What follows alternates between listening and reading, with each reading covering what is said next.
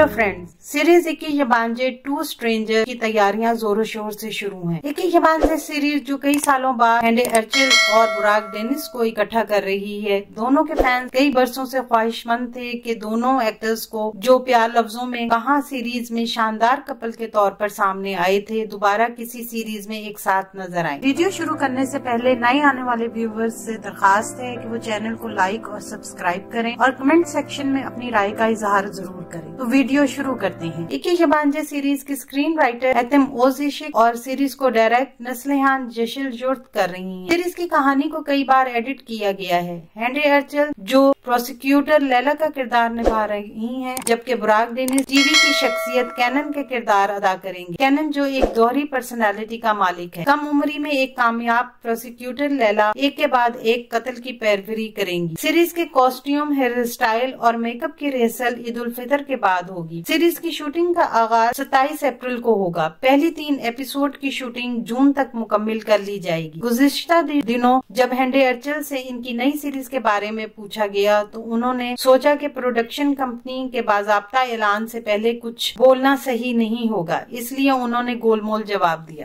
आने वाले दिनों में अपने पसंदीदा ड्रामों की मज़ीद मालूमात के लिए हमारे चैनल को लाइक करें, शेयर करें और सब्सक्राइब करना ना भूलें। शुक्रिया।